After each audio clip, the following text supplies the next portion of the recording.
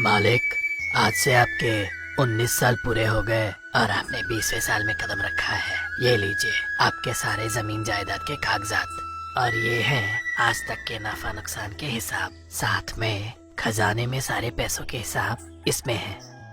आप नजर फेर लो तो अच्छा हो। अच्छा, तो इतने सालों बाद मेरे पैसे, मेरी जायदाद मेरे नाम हुआ है। बहुत शुक्रिया मुनीम जी। इतने सालों से आप इन्हें सुरक्षित रखकर मुझे सौंप रहे हैं।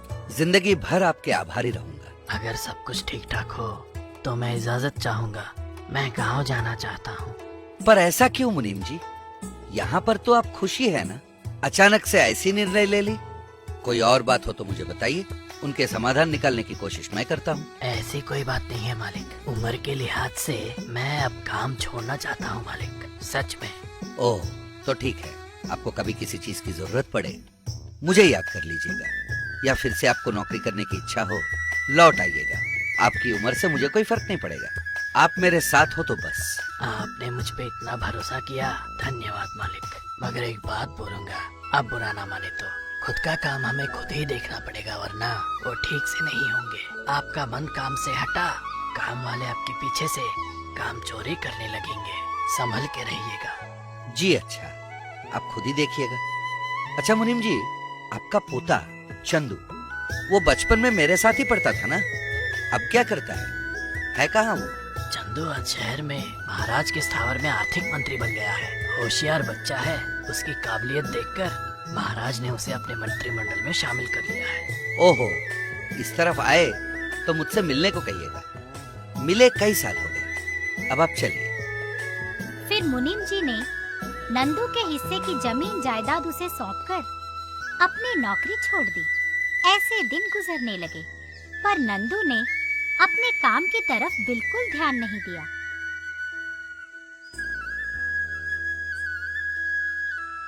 अरे ओ, जल्दी जल्दी हाथ चला, दूध बेचने जाना है। कहीं नंदू बाबू ने मुझे देख लिया ना, लेने के देने पड़ जाएंगे। काहे हड़बड़ा रहे हो? वो आलसी बाबू हिया काहे आएगा? वो तो घर पर बैठकर दोस्तों संग गप्पे लड़ाइबे। कहाँ का हो रहा है उको का पता? हाँ हाँ, छोटी उम्र में तिजोरी भर के पैसे जो मिल गए उसे, अब काम क्यों करेगा? दोस्तों के साथ आवारागर्दी करेगा। ई लो, दूध पकड़ो, दूर गांव बेच आओ। ऊकी तरह आलसी बनकर अपने गांव में ना ही बेचना। कोनो दिन पकड़े जाओगे, तब हमका ये नौकरी छोड़ के जाना पड़ी। क्यों भाई, चबूतरे में बैठे हो? काम पे नहीं जाओगे? शाम को मेरे पैसे लौटाने वाले थे, याद है?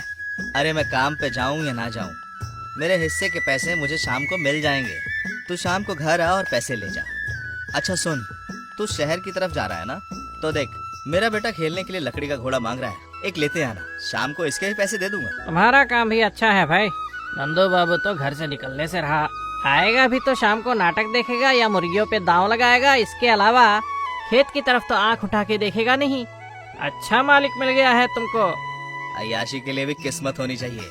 आवारागर्दी करने वाले को मालिकाना मिल जाए तो हम कुछ भी करे चल जाएगा। तुम्हें भी लगवा दूं क्या? बोलो। काम धाम कुछ करना नहीं है, पर काम के पैसे मिल जाएंगे। खेत की शक्ल भी नहीं देखनी पड़ती यार। रहने दो, मेरे 2 एकड़ जमीन मेरे लिए काफी है। उसी पे खेती करके जी लूंगा। छोड़ो, मेरी उधारी तुम मेरे घर पे आके चुकाना। जब उधार लेनी थी तो घर तक पहुंच गए थे। अब क्या मुझे आना पड़ेगा तुम्हारे पास? आके पैसे दे जाना, और तुम्हारे बेटे के लिए घोड़ा लाऊंगा ना, उसे भी ले जाना। मुझसे तेरी तरह नहीं जिया जाएगा भाई। तू जा, मैं शाम को मिलता हूँ। क्यों बे सोमू, इतनी देर लगा दी? सब आके पैसे लेके चले गए। आगे से देर करेगा ना तो आधे पैसे काट लूंगा तेरे, समझ गया ना? अब डांटना बंद भी कीजिए और मेरे हफ्ते भर के पैसे हिसाब करके चुकता कीजिए। बाकी बातें बाद में करेंगे। ये ले, गिन के देख ले। अरे दिन का 5 मोहरों के हिसाब से 6 दिन के 30 मोहरे बनते हैं। ये क्या, आपने 24 मोहरे ही दिए हैं? यानी कि दिन का 1 मोहर के हिसाब से तुम्हें रिश्वत देनी पड़ेगी। नहीं तो तुम जब काम करने आते हो तो 9 घंटे की बजाय 6 घंटे भी काम नहीं करता। ऊपर से कुछ दिन तो गायब हो जाते हो। खेत में काम करने वाले हर किसान को मैं ढील देता रहूं। नंदू बाबू के पास में तुम सबके हाजिरी का हिसाब देकर हिसाब करके वक्त पे पैसा दिलाता हूँ कि नहीं? इतना कुछ देखता हूँ, मेरा कुछ नहीं बनता है क्या? चिल्ला रहा है, दिन का 1 अशर्फी काट रहा हूँ तो। अब चल भाग यहाँ से। ये भी सच्ची है। यहाँ तो सब चोर हैं। अब अपने बीच हिसाब क्या करना, पैसे तो नंदू बाबू के हैं, हमें क्या करना। तो अगर छुट्टी करेगा तो गांव के चौराहे पर मत बैठना, घर पे रह या गांव से बाहर जा। नंदू बाबू ने देख लिया तो दोनों की नौकरी खा जाएगा। अरे उसमें इतनी समझ कहाँ, समझता तो कब का सुधर जाता। इस तरह नंदू के पास काम करने वाले किसान कूली, दूध वाला, सब्जी ढोने वाला, हर कोई अपने मन मर्जी का काम करते थे और सारी चीजों को खुद ही बेचकर अपने आप में बांट लेते थे। ऐसा चल रहा था। रामदीन एक दिन पूरे साल का नाफा नुकसान का हिसाब देने नंदू के घर पहुंचा। मालिक, हमारे खेती बाड़ी का और सब्जियों के उपज से जो हिसाब बनते हैं आपको बताने आया हूँ मालिक। अच्छा मुनीम जी, इस साल मुनाफा कितना हुआ है? सब कुछ ठीक ठाक चल रहा है तो? नहीं मालिक, इस साल खेती बाड़ी से हमको कोई मुनाफा नहीं हुआ मालिक। ऊपर से खर्च के एवज में 100 एकड़ पर नुकसान 5000 अशर्फियाँ तक हुई है मालिक। सब्जियों की फसल भी ठीक नहीं हुई, वहाँ पर भी नुकसान हुआ है मालिक। और साथ में अरे ये क्या मुनीम जी, पिछले 2 साल से तो आप सिर्फ नुकसान ही बताते आ रहे हैं, पर मेरे पास से ये खर्च वो खर्च दिखाकर पैसे ले जाने के अलावा वापस मुझे एक पैसा भी आपने नहीं दिया। आपके आने से पहले पिछले मुनीम जी जो थे वो हर साल कम से कम 10,000 अशर्फियाँ तो मुनाफा दिखाते थे। आप मुझे मुनाफा दिखाना तो दूर, हर बार मुझसे पैसे लेते ही जा रहे हैं। हो क्या रहा है यार? अब क्या बताऊं छोटे मालिक, पिछले साल बाढ़ की वजह से फसल का नुकसान हुआ। इस साल खेती बाड़ी से हमको उपज बहुत कम मिला, ऊपर से कुलियों ने दाम बहुत बढ़ा दिया। दिन का 7 अशर्फे दो, नहीं तो आने से मना करते हैं। एक बार आप खेत पर आकर देखो तो पता चले। हर चीज पर मैं नजर रखूं तो आप किस काम के? हाँ, हिसाब दिखाने आ गए। चले जाने दीजिए, इस साल तो कम से कम कुछ तो मुनाफा कमा के दिखाइए, वरना मुश्किल हो जाएगा। मालिक, अब हमारे हाथों में क्या रखा है बताइए, सब भगवान की इच्छा है, हम तो कोशिश कर सकते हैं। ठीक है मालिक, अब आप आराम करिए, मैं काम पे चलता हूँ। अच्छा सुनिए, आज पास के गांव में हरिश्चंद्र नाटक खेलने वाले हैं, वो गोपी और शंकर को मेरे यहाँ भेज दीजिए, तीनों देखाएंगे। छोटे मालिक, मेरी बात मानिए, आप उनका साथ छोड़ दीजिए। जब तक आपकी जेब में पैसे हैं तब तक वो आपको नहीं छोड़ेंगे। उनकी जेब में तो पैसे होते नहीं हैं, आपके साथ रहकर सारे सुख भोग रहे हैं, ऊपर से आपकी तरह हम पे मालिकाना रुआब झाड़ रहे हैं। आप अपने काम से काम रखिए, वो हमारे बचपन के दोस्त हैं। आपको ठीक लगे तो रहिए, वरना छोड़ के जाइए। चलिए काम पे लगिए। इस तरह रामदीन मुनाफे वाले फसल को भी नुकसान का बताकर सारे पैसे अपनी जेब में डाल लेता था। नंदू भी पैसों के साथ अपना मन मर्जी करता था। ऐसा चल रहा था तो एक दिन मुनीम जी का पोता और नंदू के बचपन का दोस्त चंदू नंदू से मिलने आया। अरे चंदू, कितने साल हो गए तुझे देखे? आजा आजा बैठ। कैसे आना हुआ? आजकल कहाँ रहता है, करता क्या है बता? सब कुछ ठीक चल रहा है। महाराज के अस्थावर पर आर्थिक मंत्री बन गया हूँ, घर भी वही है, वेतन अच्छा है और रहने की जगह भी अच्छी दी है। तू कैसा है रे? सब ठीक ठाक चल रहा है? अरे काहे का ठीक ठाक, मुझसे तो कोई धंधा वंदा होता नहीं, खेतों से भी कोई आमदनी हो नहीं रही है। गौशाले में इतने सारे गाय हैं, पर दूध बेच के आमदनी से ज्यादा उनको खिलाने पिलाने में पैसे लग रहे हैं। क्या करूं समझ में नहीं आ रहा है, नुकसान पे नुकसान हो रहा है। इन झमेलों से कैसे बाहर निकलूं यही सोच रहा हूँ। अच्छा तेरी तो यहाँ कोई घर वर भी नहीं है ना? तू जब तक गांव में है मेरे यहाँ ही रुकना। वैसे कौन से काम से आया है? अरे यार, मैंने सुना है कि तू 10 एकड़ जमीन बेचना चाहता है, वही खरीदने के लिए यहाँ आया हूँ। तू जमीन कितने में बेचना चाहता है ये पता चल जाए तो पैसे लेके वापस आऊँ। अच्छा ये बात तुझ तक पहुँच गई? हाँ भाई, मेरे जो 100 एकड़ जमीन है उनमें से 10 एकड़ बेचने का सोच रहा हूँ। मेरे पास खर्चने के पैसे ही नहीं है। 100 में से 10 एकड़ कम हो जाएंगे तो कौन सा बड़ा फर्क पड़ जाएगा, इसलिए। ये भी सच है, 100 में से 10 जाएगा फिर भी 90 तो रहेगा ही। चल छोड़, 10 एकड़ तू कितने में बेचना चाहता है बता, जरा मैं सोच लूं। खरीदार तो तू ही है ना भाई, ऊपर से आर्थिक मंत्री जो ठहरा, उस 10 एकड़ का तू ही एक भाव लगा दे। ठीक है, फिर मैंने एक भाव सोच रखा है, उससे ना तू ना मैं दोनों का कोई नुकसान नहीं होने वाला है, चलेगा ना? ठीक है भाई, वैसे भी कुछ खरीदना हो, कुछ करना हो, तुम्हारे दादाजी पैसे नहीं देते तो कुछ होता नहीं था। आज तू खुद से 10 एकड़ खरीदने आ गया, इसका मतलब तेरी हालत सुधर गई। तो तेरी जीत का रहस्य क्या है, जरा मुझे भी बताना भाई। मैं भी थोड़ा सुधर ही जाऊं। ज्यादा कुछ नहीं यार, मैं भी पहले कोई कामकाज नहीं करता था, दोस्तों के साथ आवारागर्दी करता था। एक दिन मुझे एक सफेद कौवा दिख गया, पर वो कौवा जब बोलता है ना तो सुनने में बड़ा मजा आता है। जिस दिन वो कौवा मुझे दिख गया उसी दिन से मेरी किस्मत बदल गई यार। बहुत जल्द महाराज के स्थावर में बढ़िया सा पद मिल गया, साथ में वेतन भी बहुत अच्छा मिल गया। कुछ पैसे बचा लिए, पिछले साल पास के गांव में 10 एकड़ जमीन खरीद ली। इस साल तेरे से 10 एकड़ खरीद लूंगा। ऐसा क्या? तो वो सफेद कौवा मिलेगा कहाँ? मुझे दिख जाए तो अच्छा हो, मेरी किस्मत भी खुल जाएगी। वैसे भी नुकसान पे नुकसान ही होते जा रहा है। जरा बता दे वो सफेद कौवा मिलेगा कहाँ? जिंदगी भर तेरा आभारी रहूंगा। ये बताना मुश्किल है कि वो सफेद कौवा कहाँ कहाँ जाके बैठता है। तू सुबह सुबह उठ जा और गांव भर छान मार, कहीं ना कहीं कौवा जरूर दिख जाएगा। दिख गया तो तेरी किस्मत खुल गई। ये ले, तुझे मैं 2000 अशर्फियाँ बयाना दे रहा हूँ। मैं वापस 1 महीने बाद आता हूँ और बाकी पैसे देकर लिखा पढ़ी कर लेता हूँ, ठीक है ना? ठीक है भाई, तो इत्मीनान रख, मैं किसी और को नहीं बेचूंगा। समझ ले तूने जमीन खरीद ली, पर कल से मैं उस सफेद कौवे को ढूंढने के काम में ही जुट जाऊंगा। मैं 1 महीने बाद वापस आने वाला हूँ ना, इस दौरान तू कोशिश जारी रख। गांव अच्छे से छान मार, वो जरूर तुझे दिख जाएगा। चल मैं चलता हूँ। फिर चंदू अपने भाग्य को बदलने वाले सफेद कौवे के बारे में बताकर वहाँ से चला गया। फिर दूसरे दिन सुबह सुबह नंदू नींद से जागा और उस सफेद कौवे की खोज में वो आसपास के गांव छानने निकला। अगले 4 दिन वो सुबह सुबह जागता और आसपास के गांव खंगालता। फिर 5वें दिन, अरे बाप रे, आज 5वां दिन हो गया। इतने सारे गांव छान मारे, पर वो सफेद कौवा मुझे दिख क्यों नहीं रहा?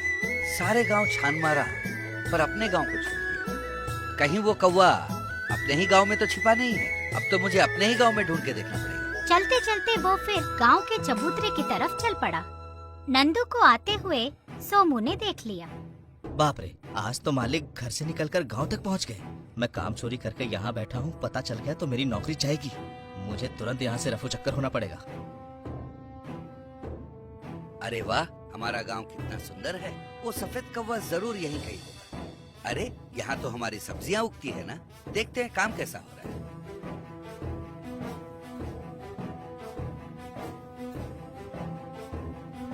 अरे जल्दी निकलो ना, बाजार क्या सब सब्जियां खरीद कर लौटने के बाद पहुंचोगे? जल्दी जाओ, सारी सब्जियां बेचकर पैसे गिनकर ले आना। हाँ, जा रहा हूँ, रुको। मैं देख रहा था कहीं रामदीन आसपास तो नहीं है। उसने अगर देख लिया तो हिस्सा मांगने लगेगा। वैसे भी ये मालिक से छिप छिपा के बेच रहे हैं। अरे रामदीन तो यहाँ हो चाहे ना हो, शाम को आएगा और अपना हिस्सा मांग कर ले जाएगा। वो तो देना ही पड़ेगा। तुम अभी निकलो। हम चोरी छिपे सब्जियां बेच रहे हैं, इस बात को गुप्त रखने के लिए अरे उस रामदीन को कुछ न कुछ हिस्सा तो देना पड़ेगा। लल्लू के सब्जियां लेकर बाजार निकलने के बाद ये सब देखने वाला नंदू, यानी के हमारे खेत में उगने वाली सारी सब्जियां ये चोरी छिपे बेचते हैं और मुझसे आके कहते हैं कि फसल उगी नहीं रही है, नुकसान हो रहा है। ये सारी बातें रामदीन को भी पता है और वो मुझे ठग रहा है। जब वो खुद ही हिस्सा ले रहा है तो मुझे बताएगा भी क्यों? अच्छा रामनाथ जी, आप मुझे ही ठगने लगे थे। आपको जरूर पाठ पढ़ाऊंगा। पहले मुझे उस सफेद कौवे को ढूंढ लेने दीजिए। फिर नंदू जब तक अपना खोज खत्म करके लौटा, शाम हो गई।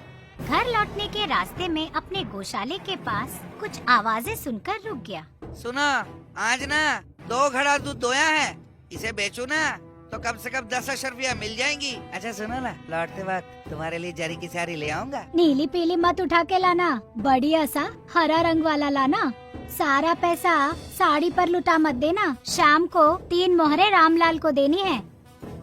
हाँ हाँ, रामलाल ने तो मालिक से कह दिया, ये गाय आजकल दूध वूध देते नहीं है, अब उसका हिस्सा तो देना पड़ेगा, नहीं तो हमारी आमदनी भी रुक जाएगी, है ना? अच्छा, तो ये लोग भी मुझे ठगे जा रहे थे। एक खेत की सब्जियां बेच रहा है, दूसरा दूध बेच के खा रहा है, यानी कि ये सारे पैसे जब मेरे ही हिस्से के हैं तो नुकसान की कोई बात ही नहीं। अब तक ये सारे मिलकर मुझे उल्लू बनाकर धोखा दे रहे थे और रामदीन भी इनके साथ हाथ मिला रहा था। ऊपर से हिसाब देने आता है तो मुझे नुकसान गिना जाता है। वो रामदीन, ऐसा नहीं होता तो 100 एकड़ जमीन होने के बावजूद नुकसान क्यों होगा? कल सुबह उठकर खेत चला जाऊंगा, जाके देखता हूँ वहाँ क्या हो रहा है, फिर दूसरे दिन सुबह नंदू निकला और अपने खेत पहुंचा। वो खेत पहुंचकर देखा खेत में कोई है ही नहीं। अब तो समय 8 बजने वाला है, पर एक भी मजदूर खेत नहीं पहुंचा। अरे कम से कम रामदीन भी काम पे नहीं पहुंचा। मालिक मालिक मालिक, छोटे मालिक, इतनी सुबह आप खेत में क्या कर रहे हैं? बुला भेजते तो मैं ही आ जाता। वैसे नारियल पानी मंगाऊं क्या आपके लिए? ज्यादा बोलोगे तो नारियल उठा के सर पे मारूंगा। हिलते ढुलते अकेले आ रहे हो, एक भी मजदूर दिख नहीं रहा है कहाँ सारे मजदूर? उनको तो 6 बजे तक यहाँ होना चाहिए, आए क्यों नहीं अभी? मालिक मालिक आएंगे मालिक, 1 घंटे में सब आ जाएंगे। क्या बोल रहे हैं? उन्हें आने में घंटा भर और लगेगा? यानी कि आप सब कामचोर बन गए हो और मुझे ठग रहे हो, है ना? पर पूरी मजदूरी तो हर हफ्ते आकर मुझसे उसूल करके ले जाते हैं आप, यानी कि आपका भी इसमें हिस्सा होगा। मालिक मालिक, इसमें भी मतलब? किसी भी चीज में मेरा कोई हिस्सा विस्सा नहीं होता है मालिक। मुझ पर आप आँख मूंद के भरोसा कर सकते हो मालिक। काम वाले वक्त पर नहीं पहुँचे तो मेरी क्या गलती है मालिक? रामदीन जी, आपकी सारी हरकतें मुझे पता चल गई है। शर्म नहीं आती? आप उनसे हिस्सा ले रहे हो, उन्हें गलतियां करने पर उकसा रहे हो। मेरी खेत की फसल आप बेच खा रहे हो और मुझे नुकसान गिना जा रहे हो। हे राम, आपकी बातें मुझे समझ में नहीं आ रही है। बस बस, बहुत नाटक कर लिए, मुझे सब पता चल गया है। गौशाला के मजदूर से लेकर सब्जियां बेचने तक से यहाँ खेत मजदूर के हाजिरी तक मैं सब देखते आया हूँ। आप सब एक होकर मेरे पेट पे लात मार रहे थे। अभी मैं सैनिकों को बुलाता हूँ, रुकिए। वो खुद आकर आपको हर बात अच्छी तरह से समझा देंगे और जिंदगी भर आपको कैद में रख भी देंगे। मालिक, छोटे मालिक, बड़ी गलती हो गई, मुझे माफ कर दीजिए। मालिक, आगे से मैं कभी ऐसी बेवकूफी नहीं करूँगा, मुझे माफ कर दीजिए। बाल बच्चे वाला आदमी हूँ, बाकी आप सोच लीजिए। आपको जिंदगी अगर कैद में नहीं गुजारनी है, एक ही रास्ता बचा है। पिछले 2 सालों से मेरा जो नुकसान होता आया है, करीब 1 लाख अशरफी होंगे। वो आप मुझे किस तरह से लौटाएंगे मुझे नहीं पता, पर सारा रकम मुझे 4 दिन में चाहिए, नहीं तो तुझे और बाकियों को एक साथ कारागार में डलवा दूंगा। इसके बाद 4 दिन में रामलाल सारे पैसे जुगाड़ करके लाया और नंदू को लौटा दिया और रामलाल को नंदू ने काम से निकाल भी दिया। आगे से सारे कामों का मुआयना नंदू खुद ही करने लगा। एक दिन चंदू उससे मिलने आया। हाँ भाई नंदू, बाकी के पैसे मैं ले आया, कागजात भी बनवा लाया हूँ। तू ये पैसे वैसे ले ले और एक हस्ताक्षर कर दे तो वो 10 एकड़ मेरे नाम हो जाएंगे। जमीन के बारे में बाद में बात करते हैं। मैं 1 महीने से ढूंढ रहा हूँ, वो सफेद कौवा मुझे दिखा ही नहीं है। वैसे वो तुझे कहाँ दिखा था, इतना तो बता दे यार। तूने तो सफेद कौवा देख ही लिया है और उसकी आवाज भी सुन ली, कितनी मधुर आवाज है उसकी। अरे तू क्या बोल रहा है यार? मैंने सफेद कौवे को देखा ही नहीं, उसकी आवाज भी नहीं सुनी। अरे भाई, तू सुबह सुबह जाग के गांव छानने निकला था। दूध बेचने वाले से लेकर सब्जी बेचने वाले, खेत के किसान कूली, ऊपर से रामलाल जी की पूरी कहानी, इतना सब कुछ तुझे दिख गया ना? यही है सफेद कौवा जिसे तूने ढूंढा। फिर तूने सच को जाना, आलसीपन छोड़ा। तेरा काम दूसरों को सौंपने के बजाय अब खुद ही देख रहा है, यानी कि तुझमें मेहनत करने की इच्छा जाग रही है। यही सफेद कौवे की आवाज है। खुद मेहनत करने पर सफेद कौवे की आवाज सुनने में कितनी अच्छी लगती है ना? अरे वाह चंदू, तूने मेरी आंखें खोल दी। पुश्तों से मिली दौलत को खर्चते हुए आज तक जीता रहा। तूने जो सफेद कौवा दिखाया ना, उसने 2 साल का सारा नुकसान मुझे वापस दिलवा दिया। यार देखना, वो 10 एकड़ जमीन मैं अब बेचना नहीं चाहता। तू बुरा मत मानना, तेरे पैसे मैं लौटा देता हूँ। तुझ तक जानकारी पहुंचाने के लिए मैंने तुझसे 10 एकड़ खरीदने का नाटक किया। सच बोलूं तो तेरी जमीन खरीदने की कोई इच्छा नहीं है मेरी। मेरे दादाजी है ना, वही तेरे मुनीम जी, उन्होंने तेरे बारे में बताया और तुझे सही रास्ते पे लाने को कहा, तो मैंने तेरे साथ नाटक कर लिया। देख यार, बुरा मत मानना तू। उस दिन से नंदू ने काम पे मन लगाया